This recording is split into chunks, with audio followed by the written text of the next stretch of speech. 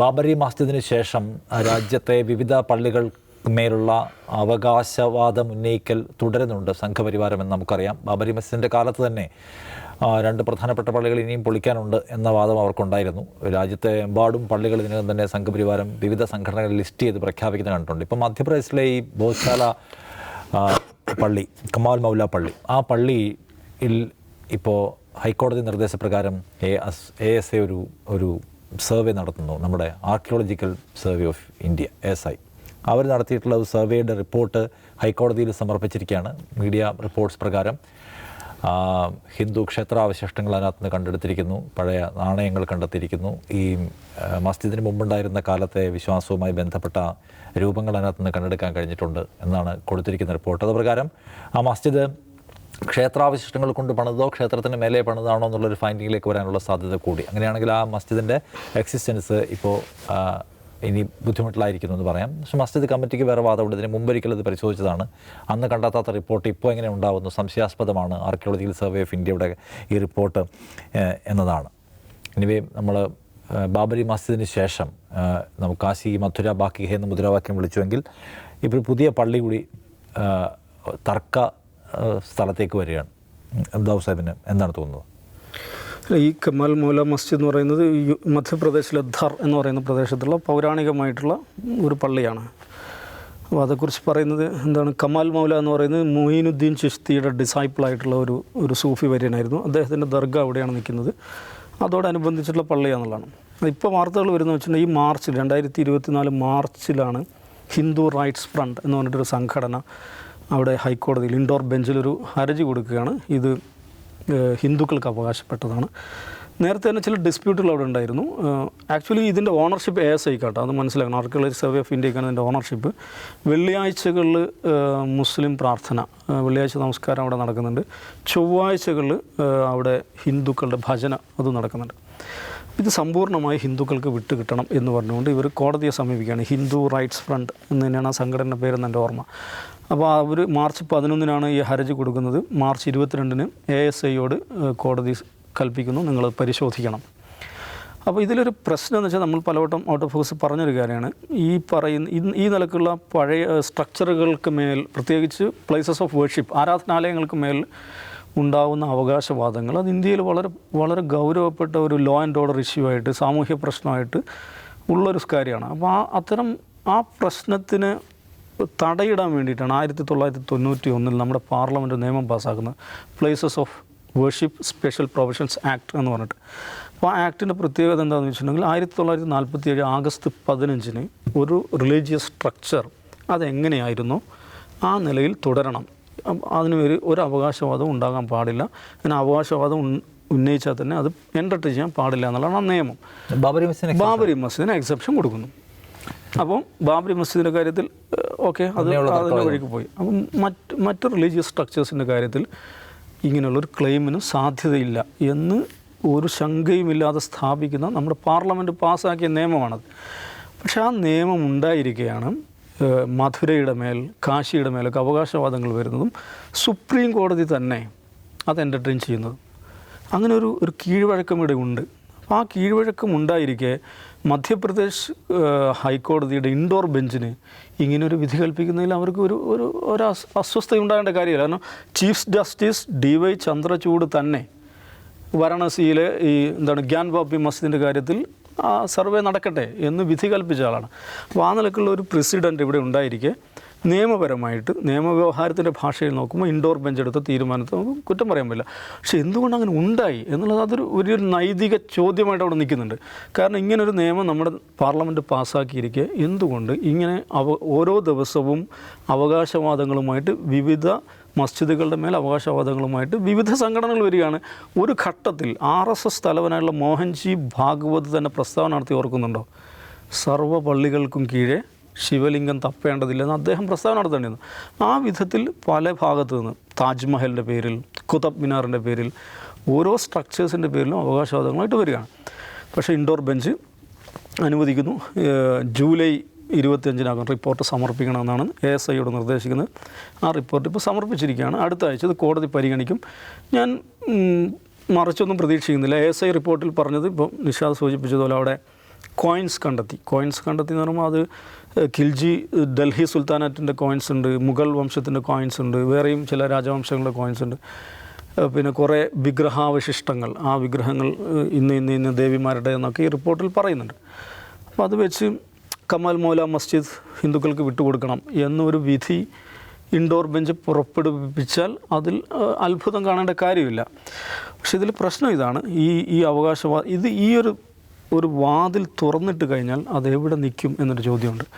ആ ചോദ്യം നമ്മൾ ഇപ്പോൾ കേരളത്തിൻ്റെ ഒരു കോണ്ടക്സ്റ്റിലേക്ക് നമ്മൾ എടുക്കാമെന്ന് വിചാരിക്കുക. അപ്പോൾ കൊടുങ്ങല്ലൂർ ക്ഷേത്രം അത് ബുദ്ധക്ഷേത്രമാണ് എന്ന് ബുദ്ധ മതവിശ്വാസികൾക്ക് അവർക്ക് വാദമുണ്ട്. എന്നുള്ള കേരളത്തിലെ വളരെ പ്രസിദ്ധരായിട്ടുള്ള മുഖ്യധാര ചരിത്രകാരന്മാർ അത് സ്ഥാപിച്ചിട്ടുണ്ട്. ശബരിമല ക്ഷേത്രത്തെക്കുറിച്ച് അത് ബുദ്ധക്ഷേത്രമാണ്, ബുദ്ധരുടെ ആരാധനാലയമാണ് എന്ന് ശക്തമായ വാദമുണ്ട്. അപ്പോൾ ഇവിടെ ഒരു ബുദ്ധ സംഘടന കോടതിയിലേക്ക് വരികയാണ്. ഇത് ഞങ്ങളുടെ ക്ഷേത്രമായിരുന്നു, ഞങ്ങളുടെ ആരാധനാലയമായിരുന്നു, അവിടെ സർവേ നടത്തണം, ASIയുടെ സർവേ നടത്തണം, ഞങ്ങൾക്ക് വിട്ടുതരണം എന്ന് പറഞ്ഞ് കേരള ഹൈക്കോടതിയിൽ ഒരു പ്ലീ പോവുകയാണ്. ഹൈക്കോടതി അതിന് അനുകൂലമായി വിധി നൽകുകയാണെന്ന് വിചാരിക്കുക. എന്താ സംഭവിക്കുക എന്ന് പറഞ്ഞാൽ ഏത് സ്ട്രക്ചറിന് മേലും ആർക്കും എങ്ങനെയും അവകാശവാദം ഉന്നയിക്കാവുന്നതും അങ്ങനെ അവകാശവാദം ഉന്നയിക്കുന്നിടത്തൊക്കെ കുഴിച്ചു നോക്കാവുന്നതാണ്. കുഴിച്ചു നോക്കി കിട്ടുന്ന ആർട്ടിഫാക്ട്സ് വെച്ചിട്ട് വിധി കൽപ്പിക്കാവുന്നതുമാണ് എന്നൊരു അന്തരീക്ഷം, ഒരു സാമൂഹിക അന്തരീക്ഷമല്ല, ഒരു രാഷ്ട്രീയ അന്തരീക്ഷമല്ല, ഒരു നിയമാന്തരീക്ഷം, ഒരു നിയമപരമായ കീഴ്വഴക്കം ഇന്ത്യയിൽ സൃഷ്ടിക്കപ്പെട്ട് കഴിഞ്ഞിരിക്കുകയാണ്. ഇത് കാണേണ്ട ഒരു കാര്യം, ഈ 2024 തെരഞ്ഞെടുപ്പിന് ശേഷം NDAക്ക് തിരിച്ചടി ഉണ്ടായിട്ട് നമ്മൾ കാണേണ്ടത് ന്യൂനപക്ഷങ്ങൾക്കെതിരായുള്ള അതിക്രമങ്ങൾ വർദ്ധിച്ചുകൊണ്ടിരിക്കുകയാണെന്ന് കണക്കുകൾ വന്നു കഴിഞ്ഞു. ഈ ഗോരക്ഷാ ഗുണ്ടകൾ നടത്തുന്ന ആക്രമണം, കഴിഞ്ഞ ദിവസം മഹാരാഷ്ട്രയിലൊരു പള്ളി ആക്രമിക്കപ്പെട്ടു. അത് നമ്മൾ കാണേണ്ട കാര്യം എന്താണ്, യുവരാജ് ഛത്രപതി സംഭാജി എന്ന് പറയുന്ന ഒരാളുടെ നേതൃത്വത്തിലാണ് ആക്രമണം നടക്കുന്നത്. അതിൽ തമാശ എന്താ അറിയോ, ഈ ചങ്ങായി ഉണ്ടല്ലോ, ഇയാൾ രാജ്യസഭയിലേക്ക് നോമിനേറ്റ് ചെയ്യപ്പെട്ടൊരു MP ആയിരുന്നു. രാഷ്ട്രപതി പ്രണബ് മുഖർജി 2019 രാജ്യസഭയിലേക്ക് നോമിനേറ്റ് ചെയ്ത്, രാജ്യസഭയിലേക്ക് നമ്മൾ നോമിനേറ്റ് ചെയ്യുക ആരെയാണ്? സമൂഹത്തിൽ ഏതെങ്കിലും വിവിധ മേഖലകളിൽ പ്രശോഭിച്ച് നിൽക്കുന്ന വ്യക്തിത്വങ്ങളാണ്.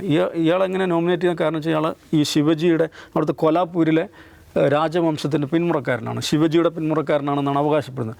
അപ്പോൾ ആ നിലക്കായിരിക്കും രാജ്യസഭയിലേക്ക് രാഷ്ട്രപതിയാൽ നോമിനേറ്റ് ചെയ്യപ്പെട്ട ഒരാളുടെ നേതൃത്വത്തിലാണ് അവിടെ ആക്രമണം നടക്കുന്നത്. പള്ളി ആക്രമിക്കുന്നു. അവിടെയുള്ള NCP നേതാവ് ശരത് പവാർ, അവിടെയുള്ള മുസ്ലിം ജമിയത്തുൽ ഉലമയുടെ നേതാക്കളെല്ലാം ഇയാൾ അറസ്റ്റ് ചെയ്യണമെന്ന് പറഞ്ഞു. ഇയാൾ തന്നെ പോലീസ് സ്റ്റേഷനിൽ പോയിട്ട് പറഞ്ഞു എന്നെ അറസ്റ്റ് ചെയ്യൂ എന്ന് പറഞ്ഞു. 4 മണിക്കൂറോളം പോലീസ് സ്റ്റേഷനിൽ നിന്നു. അയാൾക്കെതിരെ FIR ഇട്ടിട്ടില്ല, അയാൾക്കെതിരെ കേസെടുത്തിട്ടില്ല. അയാൾ ഈ ആക്രമണം സംഘടിപ്പിച്ച ശേഷം ഷിൻഡെ അവിടുത്തെ മുഖ്യമന്ത്രി എന്താ പറയുന്നത് അറിയോ, അവിടെ എൻക്രോച്ച്മെൻറ്റ് ഉണ്ടായിട്ടുണ്ടോ എന്ന കാര്യം ഞങ്ങൾ പരിശോധിക്കുന്നതാണ്. അപ്പോൾ ഒരു ഭാഗത്ത് കോടതികൾ, ഭരണകൂട ബാഹ്യമായിട്ടുള്ള ഈ ഫ്രിഞ്ച് ഗ്രൂപ്പുകൾ ഇവരെല്ലാം ചേർന്നിട്ട് നടത്തുന്ന വലിയ തരത്തിലുള്ള ഒരു ആക്രമണം ന്യൂനപക്ഷങ്ങൾക്ക് മുസ്ലിം ന്യൂനപക്ഷങ്ങൾക്ക് രാജ്യത്ത് വ്യാപകമായി നടക്കുന്ന പശ്ചാത്തലത്തിലാണ് ഇത് നമ്മൾ കാണാം. ഇന്നലെ മധ്യപ്രദേശിൽ വേറൊരു വാർത്ത ഉണ്ടായിട്ടുണ്ട്. അവിടെയുള്ളൊരു മധ്യപ്രദേശ് ഹൈക്കോടതിയിലെ ഒരു ജഡ്ജ് ഈയിടെ റിട്ടയർ ചെയ്ത ജഡ്ജ് BJPയിൽ ചേർന്നു. BJPയിൽ ചേർന്നതിനെ കുറിച്ച് അദ്ദേഹം പറയുന്നത്, ഞാൻ BJPയുടെ ഒരു പരിപാടിയിൽ പങ്കെടുക്കാൻ പോയി, എനിക്ക് പോസിറ്റീവ് എനർജി ഉണ്ടായെന്നാണ്. ഈ മനുഷ്യനാണ് മറ്റേ ആ കൊമേഡിയൻ ഉണ്ടല്ലോ ഫാറൂഖി, ഇൻഡോറിൽ നിന്ന് അറസ്റ്റ് ചെയ്ത മുനവർ ഫാറൂഖിക്ക് ജാമ്യം നിഷേധിച്ച ജഡ്ജാണ് അയാൾ. ആ മനുഷ്യൻ റിട്ടയർ ചെയ്ത് 3-ാം പക്കം BJPയിൽ ചേരുകയാണ്. അപ്പോൾ ഈ മൊത്തത്തിലുള്ള ഈ അന്തരീക്ഷം ഉണ്ടല്ലോ, ആ പശ്ചാത്തലത്തിൽ നോക്കുമ്പോഴാണ് ഇതത്ര ചെറിയ കാര്യമല്ല എന്ന് നമുക്ക് മനസ്സിലാവും. എനിക്കിതിൽ തോന്നുന്ന ഒരു കാര്യം, ഇപ്പോൾ നമ്മുടെ സുപ്രീം കോടതി ചീഫ് ജസ്റ്റിസ് അദ്ദേഹം വളരെ പുരോഗമന കാഴ്ചപ്പാടുള്ള ഒരു ഫോർവേഡ് ഔട്ട്ലുക്കൊക്കെ ഉള്ള ഒരാളായിട്ടാണ് നമുക്ക് മനസ്സിലാക്കുക. അദ്ദേഹത്തിന് പല വിധികളും, ഇപ്പോൾ മീഡിയ വണ്ണിൻ്റെ കേസ് തന്നെ വിധിയിൽ ഉൾപ്പെടെ നമുക്കറിയാം അദ്ദേഹം ഒരു അപ്രോപ്രിയേറ്റ് ബെഞ്ചിലേക്ക് അത് നീക്കി വെച്ചിരുന്നു. സുപ്രീം കോടതിയിൽ അങ്ങനെ ഒരു വിധി ഉണ്ടാകുന്നു. മാത്രമല്ല ലോകം മുഴുവൻ അദ്ദേഹത്തെ പറ്റിയുള്ളൊരു കാഴ്ചപ്പാട് ഒരു പുരോഗമനവാദിയായ ജഡ്ജ് എന്നാണ്. അദ്ദേഹം വിദേശ സർവകലാശാലകളിലൊക്കെ പ്രസംഗിക്കാൻ പോകുന്നുണ്ട്, മറ്റ് പ്രഭാഷണങ്ങളിലെല്ലാം അദ്ദേഹം അത്തരം നിലപാടൊക്കെ എടുക്കുന്നുണ്ട്. അപ്പോൾ അയോധ്യ വേർഡിക്റ്റ് അതിൽ ആ ബെഞ്ചിലുണ്ടായിരുന്ന ഒരാളാണ് DY ചന്ദ്രചൂഡ്. അദ്ദേഹമാണ് അദ്ദേഹത്തിൻ്റെ വിധിന്യായത്തിൽ തന്നെ അദ്ദേഹം എടുത്തു പറയുന്ന ഒരു കാര്യമാണ് ഈ പ്ലേസ് ഓഫ് വർഷിപ്പ് ആക്ടിനെ കുറിച്ച്. അത് എത്രമാത്രം നമ്മുടെ രാജ്യത്തിന് സ്വതന്ത്ര ഇന്ത്യക്ക് എത്രമാത്രം പ്രധാനമാണ് എന്ന് അദ്ദേഹം അടിവരയിട്ട് പറയുന്നുണ്ട് അദ്ദേഹത്തിൻ്റെ ജഡ്ജ്മെൻറ്റിൽ.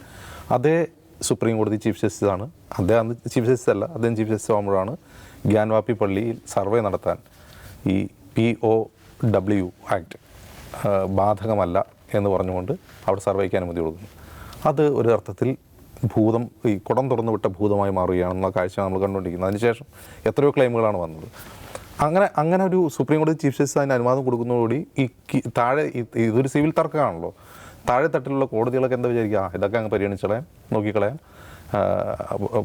ആരാധനയ്ക്ക് അനുമതി കൊടുക്കാം. ഗ്യാൻവാപ്പി തന്നെ നമ്മൾ കണ്ടതാണ്. ഗ്യാൻവാപ്പിയിൽ സെല്ലാറില്ല, നിലവറയിൽ പോയി പൂജ നടത്താൻ അനുമതി കൊടുക്കുന്നു. ഇന്ത്യ പോലെ ഒരു വളരെ പൗരാണികമായ ചരിത്രമുള്ള വിവിധ രാജവംശങ്ങളും സുൽത്താൻമാരൊക്കെ ഭരിച്ച ഒരു രാജ്യത്ത്, നിരവധി ആരാധനാലയങ്ങൾ നിർമ്മിച്ച ഒരു രാജ്യത്ത് അത്തരമൊരു ഓർഡറിലൂടെ, ഒരു ഉത്തരവിലൂടെ ഈ രാജ്യത്ത് എന്താ സംഭവിക്കാൻ പോകണമെന്ന് വെച്ചാൽ ഏത് പള്ളിയും ഏത് മസ്ജിദും ഏത് ഗുരുദ്വാരയും എന്തും പരിശോധിക്കാം, ഏതിലും ആർക്കും ക്ലെയിം ചെയ്യാം. അപ്പോൾ CA നിയമത്തെ പറ്റി പറഞ്ഞ പോലെ ആര് പൗരനല്ലാന്ന് ആർക്കും അനോണിമസ് ആയിട്ട് വാദിക്കാവുന്നതുപോലെ ഇവിടെയുള്ള ഏത് ചരിത്ര കെട്ടിടങ്ങളും ചരിത്രപരമായ പ്രാധാന്യമുള്ള കെട്ടിടങ്ങളുടെ മേലും ആർക്കും എന്ത് അവകാശവാദം ഉന്നയിക്കാം. അത് ഉണ്ടാക്കുന്ന ഒരു എന്താ പറയുക സോഷ്യൽ ഡിസോർഡർ എന്തായിരിക്കും എന്ന് നമ്മളൊന്ന് ആലോചിച്ച് നോക്കുക. അത് DY ചന്ദ്രചൂഡിനെ പോലുള്ളൊരു ചീഫ് ജസ്റ്റിസിൽ നിന്നുണ്ടായ ഒരു ഉത്തരവിനെ തുടർന്നുണ്ടാകുന്ന ഒരു രാഷ്ട്രീയ സാമൂഹിക അവസ്ഥയാണ് ഇപ്പോൾ നാം കാണുന്നത്. ഇത് തീർച്ചയായിട്ടും കോടതിയിൽ നിന്നുണ്ടായ ഒരു വീഴ്ചയുടെ ഫലമായിട്ടുണ്ടാകുന്ന ഒരു ഡിസ്റപ്റ്റാണ്. ഇതിനി വ്യാപിച്ചുകൊണ്ടേയിരിക്കും. ഇത് എവിടെയും സംഭവിക്കും. ഏത് കീഴ്ക്കോടതികൾക്കും അതിൽ നടപടിയെടുക്കാനുള്ള ആത്മവിശ്വാസം അവർക്കുണ്ടാവും. ഏത് ജഡ്ജിക്കും ഭരണകക്ഷിയിൽ വിരമിച്ചതിന് ശേഷമോ VRS എടുത്തോ ഭരണകക്ഷി പാർട്ടിയിൽ ചേരാനുള്ള ധൈര്യം ഉണ്ടാകും എന്നുള്ളതാണ് അതിൻ്റെ അനന്തരഫലം. ഇതിൽ ഈ ഇൻഡോർ ബെഞ്ചിൻ്റെ വിധിയിൽ ASIയുടെ എക്സ്കവേഷൻ അനുവദിച്ചുകൊണ്ടുള്ള വിധിയിൽ ഈ പ്ലേസസ് ഓഫ് വർഷിപ്പ് ആക്ടിൻ്റെ ഒരു പശ്ചാത്തലത്തിൽ ഇങ്ങനെ ഒരു വിധി ഉണ്ടാകും എന്ന് അവർ വിശദീകരിക്കുന്ന അതിൻ്റെ ഒരു ലോജിക്ക് എന്താണെന്ന് വെച്ചാൽ, പ്ലേസസ് ഓഫ് വർഷിപ്പ് ആക്ട് എന്താണ് പറയുന്നത്, ഒരു സ്ട്രക്ചറിൻ്റെ, ഒരു ആരാധനാലയത്തിൻ്റെ സ്വഭാവം മാറ്റാൻ പറ്റില്ലെന്നാണ്. പക്ഷേ ഇതിൻ്റെ സ്വഭാവം നിർണ്ണയിക്കപ്പെട്ടിട്ടില്ലല്ലോ, അതുകൊണ്ട് അതിൻ്റെ സ്വഭാവം നിർണ്ണയിക്കട്ടെ എന്നാണ് കോടതി പറയുന്നത്. ഇതിൻ്റെ പ്രശ്നം എന്ന് വെച്ചാൽ എന്തുകൊണ്ടാണ് സ്വഭാവം നിർണ്ണയിക്കപ്പെട്ടില്ലല്ലോ എന്ന് കോടതി പറയുന്നത്? ഒരു ഡിസ്പ്യൂട്ട് ഒരു കൂട്ടർ റേസ് ചെയ്യുന്നുകൊണ്ടാണ്. അങ്ങനെയാകുമ്പോൾ ഡിസ്പ്യൂട്ട് റേസ് ചെയ്യപ്പെട്ട ഏത് സ്ട്രക്ചറിനെ കുറിച്ചും കോടതിക്ക് ഈ തീർപ്പിലെത്താൻ അതിന് ആരാധനാവകാശം, വിശ്വാസാവകാശം എന്നത് മൗലികാവകാശത്തിൽ പെടുന്നതാണ്. അത് പ്ലേസ് ഓഫ് വർഷിപ്പ് ആക്ടിനേക്കാൾ മുകളിലാണ് എന്ന സിദ്ധാന്തമൊക്കെ ഉണ്ട്. എനിവേ 91 നിയമത്തെ നോക്കൂത്തിയാക്കിക്കൊണ്ട് പല ഇത്തരം ഡിസ്പ്യൂട്ടുകളും കോടതി അനുവദിച്ചത് എന്തുമാത്രം വലിയ വിപത്തിലേക്ക് കാര്യങ്ങൾ കൊണ്ടുപോകുന്നു എന്നുള്ള സൂചനയാണ് മധ്യപ്രദേശിൽ നമ്മൾ കാണുന്നത്.